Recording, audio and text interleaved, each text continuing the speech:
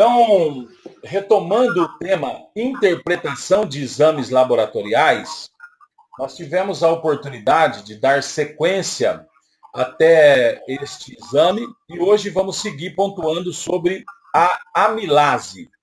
Então, bem, a primeira coisa que eu quero trabalhar com os senhores é que quando dizemos amilase, estamos falando desta proteína, não é? Produzida a princípio pelo pâncreas, não é? E nós não estamos falando daquela amilase produzida pela glândula salivar, que os senhores também conhecem pelo nome de pitialina, não é? Então nós estamos falando desta substância, a amilase, produzida pelo pâncreas, certo? Aqui está um exame, está aqui o valor de referência dela, não é? Então, para adultos, que é no caso dessa senhora que estamos acompanhando os resultados, o valor de referência vai de 30 a 118. Dentro do contexto que estamos trabalhando, da interpretação funcional, porque podemos fazer a interpretação convencional, ou seja, somente olhar os valores de referência, e podemos fazer a interpretação funcional, tá? Convencional, olhando valores de referência, e funcional, trabalhando e observando os exames como um todo. Então, como acabamos de dizer, a amilase pancreática, não é? Ela serve para quê? Para nós estarmos observando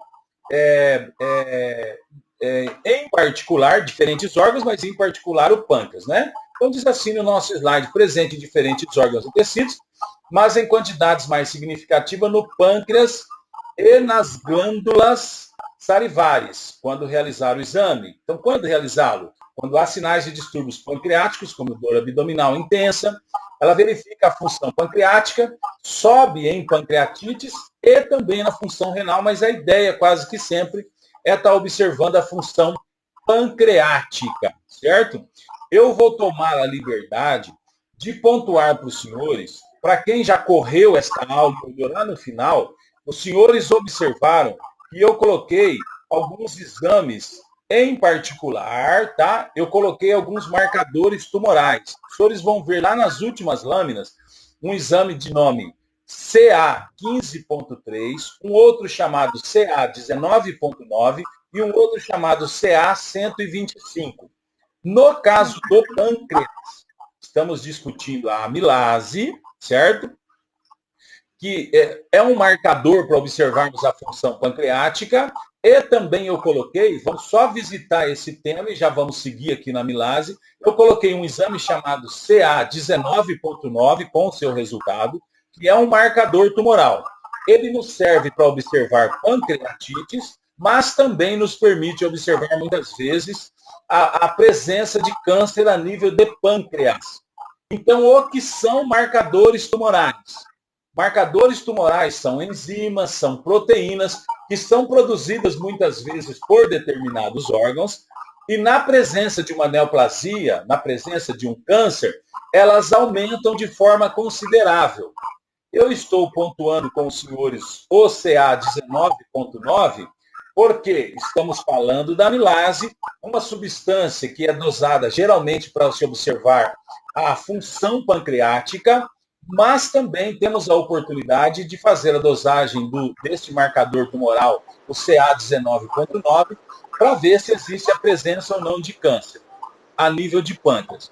Eu só quero deixar claro para os senhores que, numa grande maioria das vezes, os profissionais prescritores, os médicos, eles não pedem marcadores tumorais como exame de rotina. Eles não pedem marcadores tumorais como uma forma de triagem. Geralmente, os marcadores tumorais são solicitados em 3 tipos de situações. Número 1, a suspeita ou confirmação de um câncer. Número 2, você está fazendo o tratamento de um câncer e quer acompanhar como é que está acontecendo esse tratamento, se está vendo uma melhora. E número 3, para você ter uma noção se esse câncer não está voltando, se não está havendo recidiva. Eu estou colocando para os senhores 3 marcadores tumorais, tá? eu falei sobre o 15.3, que é o CA 15.3, que é para observar câncer de mama, o 19.9, que é o que está em questão aqui, que é para observar câncer de pâncreas, e o CA 125, que geralmente nos permite observar câncer de ovário e endometriose. Coloquei lá no final também, só para a gente já visitar esse tema, a alfa-fetoproteína, que muitas vezes permite nos ver o câncer hepático e também sobe em câncer de testículo. O beta-HCG, o famoso beta-HCG, que também nos permite muitas vezes observar câncer de testículo. E dentro desse contexto eu vou voltar agora na amilase, porque nós visitamos esses marcadores tumorais, porque eu entendi que a gente podia fazer essa correlação do CA19.9, que nos permite observar o câncer de pâncreas. Sempre entendendo que, na grande maioria das vezes, o profissional médico não pede esse exame de rotina, de triagem, mas nada impede de você estar fazendo a amilase, estar sentindo um desconforto e pode ser, a princípio, pensamento, a princípio, que é um problema de pâncreas, você pode pedir o CA19.9. Não vamos nos esquecer que o pâncreas possui aquela função digestiva, certo? Por exemplo, a produção de amilase, tripsina, né? Lipase, e o pâncreas possui aquela função endócrina, tá? Produzindo a insulina e o glucagon, insulino, células beta, das ilhotas de Langer, glucagon, células alfa. Dando sequência ao pensamento de interpretação dos exames laboratoriais dentro da patologia, né? Alterações que envolvem, processos que envolvem alterações bioquímicas, estruturais e funcionais, que estão ligados muitas vezes com a patologia. Seguimos estudando a creatinina, não creatina, creatinina. Este resultado em particular aqui, ó, nós temos um adulto, padrão de referência de 0,7 a 1,4 miligramas por decilitro. Esta paciente está a 0,81. A creatinina é o padrão ouro para ver função renal. Nós também utilizamos um exame chamado ureia, que nós vamos observar já já. Mas a creatinina é o padrão ouro, tá? Então, o rim tem como função básica a conservação de fluidos, ou, em outras palavras, a concentração da urina. Além dessa função básica, possui 3 importantes papéis, que são a eliminação de substâncias tóxicas, a manutenção do equilíbrio hidroeletrolítico interno e a produção de hormônios. A função geral do rim pode ser avaliada pelo clearance, pela depuração renal, de uma determinada substância. Então, no caso, observamos a depuração da creatinina para ver função renal. Na prática, o clearance de creatinina é o escolhido para avaliação da função renal. A excreção de creatinina não é influenciada pela dieta e ela é filtrada livremente pelos glomérulos. Não vamos esquecer que, por exemplo, se a pessoa tem um problema no sistema cardiovascular, está com um problema, uma função cardiovascular comprometida, esse sangue não sai na pressão que precisa sair, eu também posso ter um problema na filtragem lá na frente, tá? Assim é possível observar o clearance de creatinina para avaliar adequadamente a taxa de filtração glomerular, sendo um índice precoce da avaliação da função renal, superior à avaliação sérica, isolada nos níveis de ureia e de creatinina. Então, a creatinina é o nosso padrão ouro, pois além de avaliar a função renal, são úteis também para acompanhamento da evolução da lesão renal e da resposta terapêutica. Não vamos só nos esquecer que nós estamos discutindo, eu pontuei aqui para vocês os valores de referência da creatinina, mas, por exemplo, para quem faz transplante renal, este valor fica sempre próximo do limite superior ou, às vezes, um pouquinho mais. Mas é uma patologia que se entende que pode se aceitar um pouquinho a mais, tá? Esses valores de referência são para pessoas normais. Geralmente, nos transplantados, não que isso seja bom, mas geralmente a creatinina dá um pouquinho mais alto, tá? Então, dentro ainda da visão de interpretação dos exames laboratoriais, falando sobre a creatinina, creatinina é um produto do catabolismo da fosfocreatina, encontrada principalmente na musculatura esquelética. Função renal normal depende da integridade de 4 aspectos da fisiologia renal. Como eu disse, o fluxo sanguíneo, que é importante, a filtração glomerular, a função tubular e a permeabilidade das vias urinárias, tá? Então, vamos estar olhando a creatinina está normal. Vamos estar olhando a ureia está normal. E junto vamos estar olhando o quê? O exame de urina para ver se não está saindo nenhuma proteína, se está tudo legalzinho também no exame de urina, dentro dessa visão da interpretação de exames laboratoriais de uma forma funcional, tá? Avançando, então, Coloquei aqui o exame de ferro, para a gente não se esquecer, tá? Valor de referência para mulher de 50 a 170, para homem de 65 a 175. Na realidade, a gente aceita um pouco mais de flexão, já discutimos isso a princípio em sala de aula. As mulheres, a maioria das mulheres, menstruam, então elas perdem um pouco de hemácias, um pouco a mais do que os homens, né, no período menstrual, e, consequentemente, os senhores vão ver aí que o valor inferior é aceitado um pouquinho a menos, tá? O ferro é um elemento essencial, necessário para a produção de hemácias, os senhores se lembram, né, faz parte da hemoglobina, a proteína das hemácias que transporta o oxigênio dos pulmões para o resto do corpo. Nível baixo de ferro causam anemia e a produção de hemácias com formatos e tamanhos e coloração diferenciados, tá? Então, microcíticas, hemácias microcíticas, tamanho a menor, e hipocrômicas, a sua coloração está a menos, quantidade de hemoglobina a menos. Quantidades excessivas de ferro são tóxicas e a absorção em excesso provoca acúmulo nos órgãos e tecidos, podendo causar lesão no fígado e no coração. Não se esqueçam que muitas pessoas, às vezes, fazem aquela doação, né?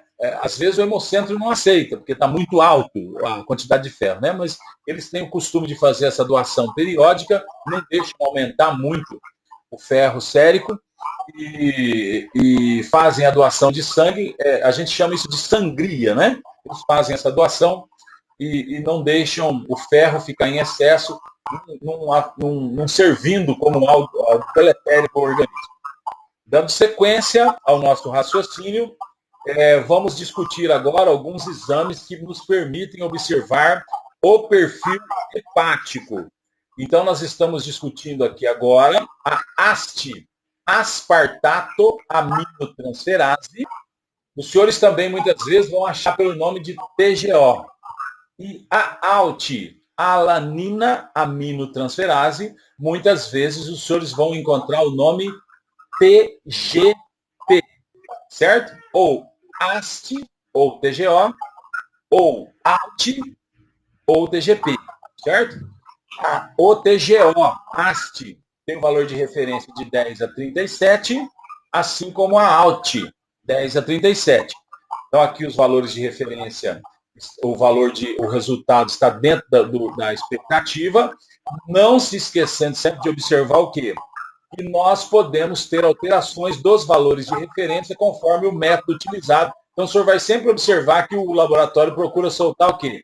O material utilizado e o método utilizado para que você possa entender essas alterações devido ao fabricante do kit. Eu quero aproveitar aqui, já que estamos discutindo o perfil hepático, antes de avançar, quero retomar num exame chamado alfa-fetoproteína, que vocês vão ver que está lá no final, junto com os marcadores tumorais. Eu já pontuei, então, sobre o 15.3, 19.9 e o 125. Respectivamente, 15.3 nos permite, é uma proteína que está aumentada em câncer de mama, o 19.9, os senhores vão observar que está aumentado em cânceres de pâncreas, e o 125 em ovário. E agora eu estou introduzindo esse novo nome para os senhores, a alfa-fetoproteína, que nos permite observar câncer hepático. Como eu disse, não são exames de rotina, não servem para triagem, certo? Geralmente os médicos pedem para quê? Para suspeita ou confirmação de um câncer, para ver o acompanhamento do tratamento ou para observar se houve recidiva ou não, mas este exame é muito pedido, tá? Mesmo não sendo para triagem, é muito pedido, tá? Então, aqui, um resultado com o nome invertido, só para os senhores gravarem, tá? TGO é transaminase glutâmica oxalacética, e o TGP é transaminase glutâmica pirúvica, certo? Ou TGP ou ALT. Aqui eu peguei um resultado com um nome diferente, só para os senhores aprenderem a tatear os dois nomes, tá? Valor de referência aqui da TGO até 34, aqui encontramos o resultado de 25, e da TGP até 40, resultado 24 unidades internacionais por litro. AST TGO ou ALT-TGP estão aumentados quando?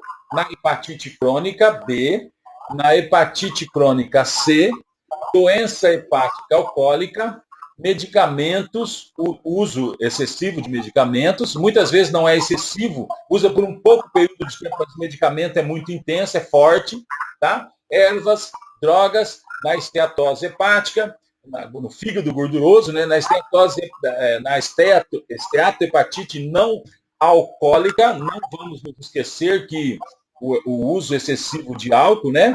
Esse álcool se transforma em acetato, depois vai ter aquela sequência dos ácidos graxos, triglicerídeos e depois lipoproteínas, né? A gente já estudou isso lá atrás. Na hepatite autoimune, na deficiência de alfa-1 antitripsina, causas não hepáticas, doenças inatas no metabolismo muscular, doenças musculares adquiridas e exercícios vigorosos. Então, nós estamos discutindo a respeito de proteínas, enzimas que muitas vezes são produzidas em outros órgãos.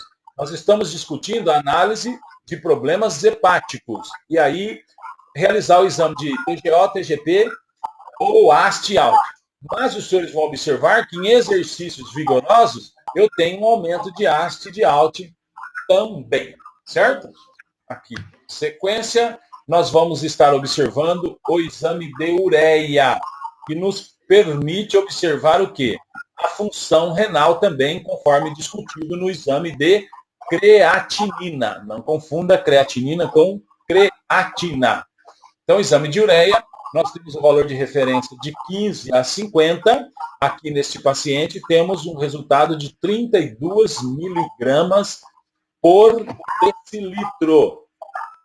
A ureia, os níveis séricos de ureia vão de 10 a 40. Eu quero retomar com os senhores que, dependendo do laboratório, do kit utilizado, esses valores variam, um pouquinho a mais, um pouquinho a menos. São alterados por diferentes formas de ação sobre o seu metabolismo. Então, glicocorticoides e o hormônio tireoidiano aumentam os níveis de ureia, tá? Muita gente toma corticoide hoje em dia? Sim. Os betametasona, dexametasona, prednisona, prednisolona e assim sucessivamente, né? E os andrógenos e o hormônio do crescimento GH diminuem os níveis séricos de ureia. Isso é regra para todo mundo? Não. Todo mundo que toma corticoide tem o nível de ureia aumentado? Não é regra. Mas isso geralmente acontece. Como acabamos de discutir, CA15.3 é um marcador, é uma proteína produzida por quem? Pelas células mamárias. Mas ele aumentado significa câncer em todo mundo? Não. A grande maioria das pessoas produzem essas proteínas de uma forma normal. Quando elas aumentam, saem fora do valor de referência, pode se caracterizar um câncer de mão, mas não é regra, tá? A mesma coisa, o CA19.9, acabamos de discutir, nos permite observar o quê? Alterações a nível de pâncreas, certo? Mas todo mundo que tem essa proteína aumentada, todo mundo que tem aumentada, consequentemente, é câncer de pâncreas? Não podemos dizer isso. O CA125, câncer de ovário. Mas todo mundo que tem o CA125 aumentado tem câncer de ovário ou endometriose? Não podemos garantir. Mas, na grande maioria das vezes, quando nós temos estes marcadores tumorais aumentados, lembrando que a grande maioria dos marcadores tumorais são produzidos normalmente pelas células do organismo, daquele órgão em questão que está sendo verificado, mas, por exemplo, não significa a regra que ele está aumentado é câncer, mas numa grande maioria das vezes é assim. Tá? Como nós estamos discutindo aqui, os glicocorticoides e os hormônios tireoidianos aumentam a ureia. É regra? Não é regra, mas numa grande maioria das vezes sim. Tá? No entanto, sua elevação é mais precoce, não sofre com a variação da massa muscular. A variação junto é mais precoce, então quando você vê ela aumentada a nível de rim, ela sobe muitas vezes primeiro que a creatinina. Só que a creatinina é mais estável, tá? Então é por isso o padrão ouro. A avaliação conjunta com a creatinina é útil no diagnóstico diferencial das causas de lesão renal. Os níveis séricos diminuídos são mais raros e decorrem de importante restrição da ingesta de proteínas, desidratação, reposição excessiva de líquidos durante a gestação e nas doenças hepáticas graves por diminuição da síntese da ureia. Tá? A ureia sérica é um produto do metabolismo de aminoácidos e proteínas. É livremente filtrado pelos glomérulos e é dependente da velocidade do fluxo urinário. No indivíduo saudável, sua concentração varia de acordo com diferentes fatores, tais como o conteúdo proteico da dieta e a hidratação. Aqui eu coloquei para os senhores um modelo rápido, né, para a gente fazer aquela retomada. Eu não vou falar sobre isso, porque a ideia é falar sobre interpretação de exames laboratoriais. Eu só coloquei essa lâmina para os senhores retomarem o sistema endócrino, né? Então, aquele processo de hipotálamo, hipófise e toda a sequência dos hormônios que vocês já tiveram a oportunidade de estudar comigo em sala de aula e também com nossos professores que abordam as disciplinas básicas, em particular, se não me falha a memória, em fisiologia. Coloquei aqui também para os senhores não se esquecerem que temos glândulas endócrinas, glândulas exócrinas e glândulas anfícrinas, ou seja, mistas, tá? Então, endócrinas eliminam suas secreções diretamente no sangue, exócrinas eliminam suas secreções para fora do corpo, glândula mamária, lacrimal, sebácea, salivar, né? E as glândulas anfícrinas que trabalham dentro dos dois contextos, endócrinas e exócrinas. Coloquei só essa retomada, porque eu vou colocar alguns exames aqui que trabalham com a dosagem hormonal. Em particular, quero começar discutindo com os senhores o estradiol, certo? Aqui o resultado 13,4. Então, aí você tem que observar o quê? A mulher está onde? Fase folicular, fase ovulatória, fase lútea, pós-menopausa. Essa senhora aqui tem 47 anos de idade, eu sei o paciente, certo? Então, ela está querendo ver o quê? Se ela está na pós-menopausa, certo? Então, você vai observar, quando você for observar o resultado, a interpretação do exame laboratorial da forma funcional, você tem que observar também a idade da pessoa. Por quê? Porque é importante, neste caso aqui, certo?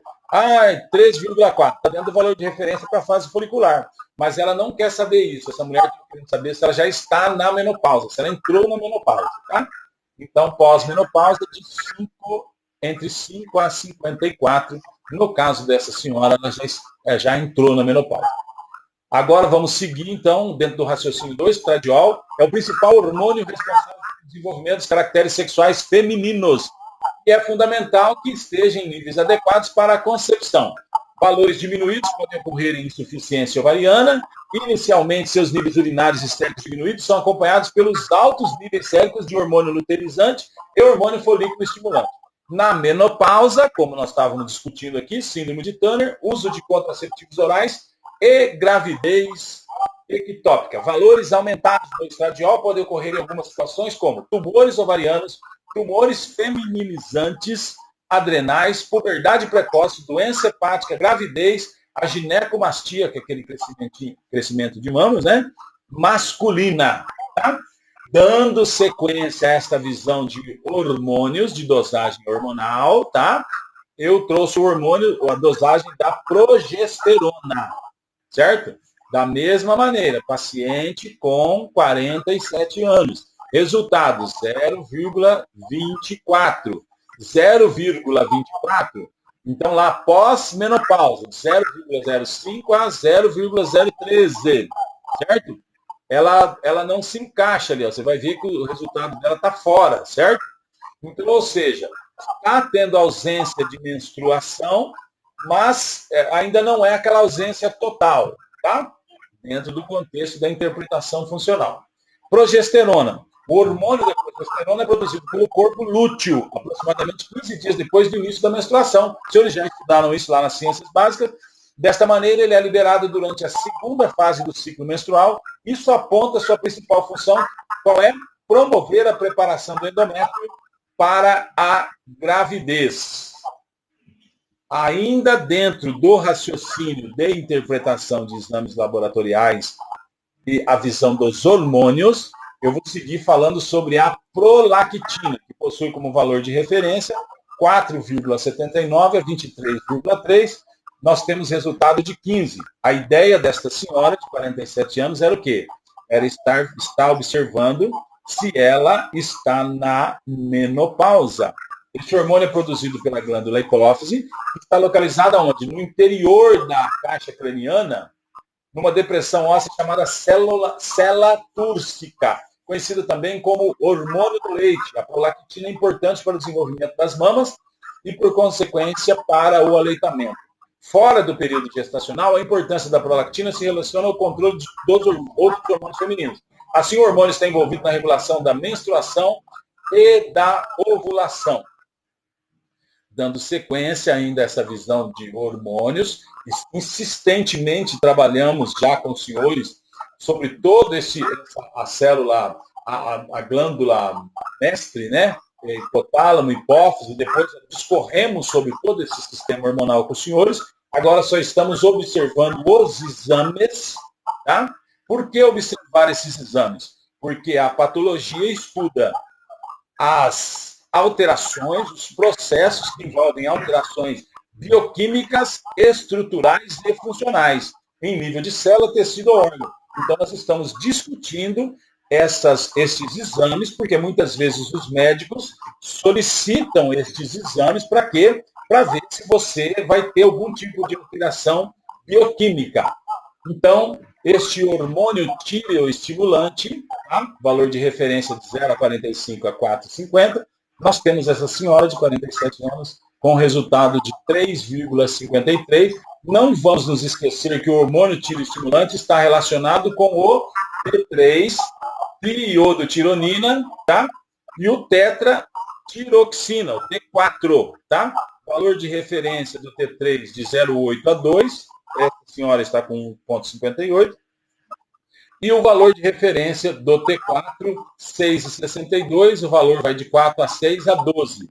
Não se esqueçam que eles estão interrelacionados. TSH, que é o hormônio que estimula a tireoide, e aqui os produtos que são produzidos pela tireoide, o T3 e o T4.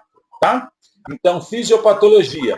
Falha na secreção de TSH, então eu tenho uma diminuição do hormônio tireoestimulante, consequentemente, a tireoide muitas vezes está trabalhando a menos. Incapacidade de secreção dos hormônios tireoidianos pela tireoide, então, às vezes a tireoide não está conseguindo produzir o T3 e T4, deficiência de tiroxina e trionina, taxa metabólica reduzida, aporte insuficiente de iodo, má formação congênita, às vezes você tem algum problema na glândula, né? E um mau funcionamento. Às vezes tem um problema na formação e às vezes um problema no funcionamento. Aqui valores de referência do T3, T4 e TSH, já discutido nos 2 slides anteriores.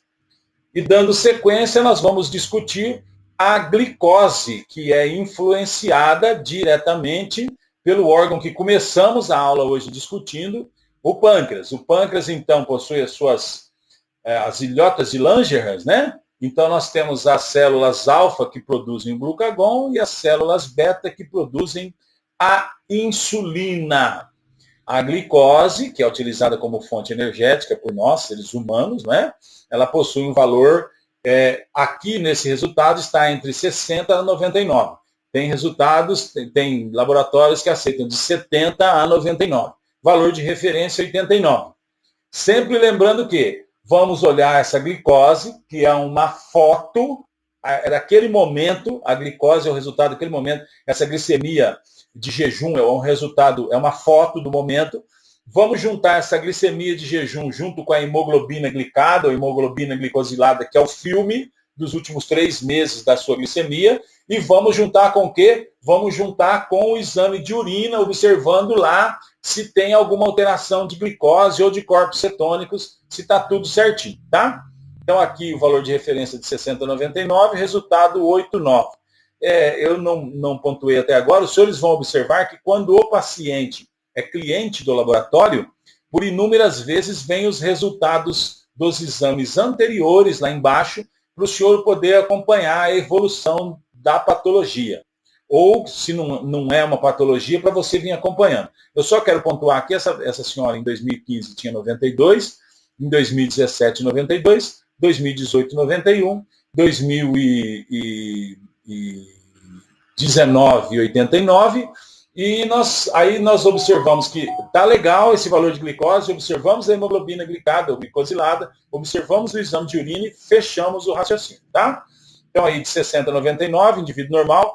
Eu coloquei aqui só para a gente discutir, de 70 a 140 no indivíduo insulino dependente. Por quê? Porque muitas vezes a pessoa toma insulina, você vai pedir para ele ficar com 60, ele toma uma insulina rápida, por exemplo, ele faz hipoglicemia.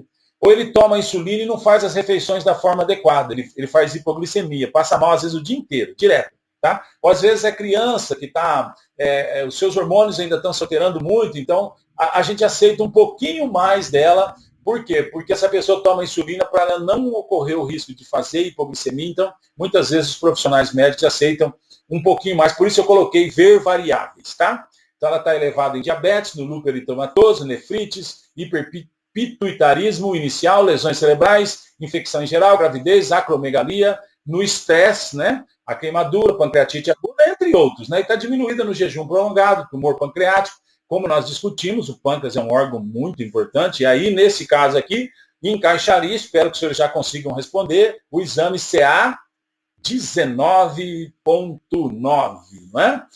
Vômitos constantes, você pode fazer hipoglicemia, né? Está perdendo energia, doença de Addison, lesões pancreáticas extensas. Aqui, mais uma vez, uma foto para os senhores se lembrarem, tá? Que quando você vai fazer glicemia capilar, para você fazer o diagnóstico correto, né? Para falar assim, está 120, está normal. É pós-prandial? Normal, né? Uma hora, até 2 horas pós-prandial, está normal. Mas está 160, 170, é normal. Não, não é normal. Tá? Então, coloquei aqui só para vocês lembrarem que tem valor de referência. Tá? Aqui o exame da hemoglobina glicada ou hemoglobina glicosilada, não é? Esse não é uma foto, é um filme da glicemia das pessoas. Ela vai aumentando, então, o valor de 5, a média de...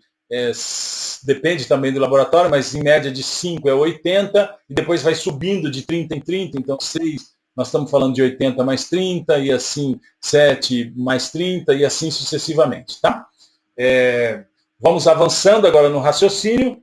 Nós estamos avançando agora por um exame que detecta processos inflamatórios. Lá no começo da primeira aula, eu discuti proteína C reativa ultrassensível, agora estamos falando da proteína C reativa, produzida a nível de fígado, geralmente em processos inflamatórios, valor de referência inferior a 6, estão com 3,68 dessa senhora.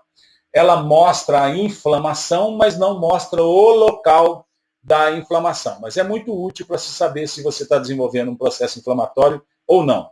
Eleva-se rapidamente após o estímulo inflamatório, 4 a 6 horas, é um marcador precoce. Tá? A proteína C reativa, substância produzida no fígado e que está presente em pequenas quantidades no sangue de pessoa saudável. Vou retomar, me perdoem a redundância, não se esqueçam. Discutimos aqui diversos exames, tá? Isso não me falha a memória, 23 exames eu coloquei para vocês aqui. Num universo de exames que existem, tá? Eu pontuei aqui no começo, nós começamos discutindo o exame da amilase, e eu introduzi o CA 19,9 para começar a discutir o conceito de marcadores tumorais. Não se esqueçam que a grande maioria dos exames, nós temos a produção normal pelas células acontecendo. Quando eu estou passando por uma patologia, então esses valores saem dos valores de referência e aumentam, tá? Numa grande maioria das vezes. Ou muitas vezes diminuem, também é patologia, em muitos casos, né? Agora eu só quero que vocês entendam, por exemplo, não saiam entendendo que o CA 15,3, ele está aumentado um pouquinho, é câncer de mama. Não, não significa isso. Está ligado, geralmente, o seu aumento com câncer de mama. Mas a maioria das mulheres produzem eles, produzido pelas células da glândula mamária. Ela é produzida normalmente, tá? Então não se esqueçam que tem um valor de referência. Quando eles saem desse valor de referência, aí sim, vamos investigar, não só com apenas um exame, vai ser investigado esta patologia como um todo. Dando sequência ainda, vamos discutir a creatinofosfoquinase, fração MB. Então nós temos a CK, que é produzida a nível de músculo, e a CK-MB, que é uma visão para a lesão cardíaca, tá? Então a CK a CK atípica, o macro, CK tipo 1, é um complexo de CK, BB ligado a IgG, tá? Ou seja, esta substância tem que estar dentro da célula cardíaca, tá? E quando ela está fora, quando você dose e ela está fora, significa que eu estou tendo necrose a nível cardíaco, de miocárdio. Bem, estes exames nós já discutimos insistentemente, para muitos creio que é novo esses nomes, né? Era novo até essa aula, o CA 125, que nos ajuda a detecção de câncer de ovário e endometriose, o CA 15.3, câncer de mama, o CA 19.9, que nós começamos discutindo, nos ajuda a percepção de câncer de pâncreas. A alfa-fetoproteína, como eu discuti com os senhores, ela nos permite muitas vezes observar o câncer hepático e também muitas vezes ela dá aumentada num câncer de testículo, como às vezes o beta-HCG, tá? A alfa-fetoproteína, o valor de referência é até 5,8, neste caso 4,9. Como discutimos, o beta-HCG nos permite a observação da gravidez, mas também muitas vezes os senhores vão bater aí na internet, vários homens tentando pesquisar câncer de testículo. O cortisol, eu creio que esse é o nosso penúltimo, na verdade, o nosso último exame de discussão de hoje. O cortisol é observado, existem 2 períodos de coleta, este aqui foi coletado pela manhã, tá? O valor de referência das 7 às 9 da manhã é entre 5,4 a 28, e se for das 16 às 17, de 2 a 14. Muda a produção dele, né? Esse aqui foi colhido de manhã, então é importante, a hora que você vai olhar o resultado, 35,52. Nossa, está muito alto. Está alterado, mas não tão alterado porque foi colhido da manhã. Você precisa olhar o horário também que foi colhido, tá? Mas é possível você observar que está aumentado e geralmente ele é observado, um aumento dele, quando nós temos uma situação de estresse. Você pode ver que essa senhora teve lá em 2017, 31 e 31, 2018, 24 e 40 e 35 e 52 agora. Então está se alternando esses períodos de estresse ou não. Colheu quando estava menstruada. Isto também deve ser observado.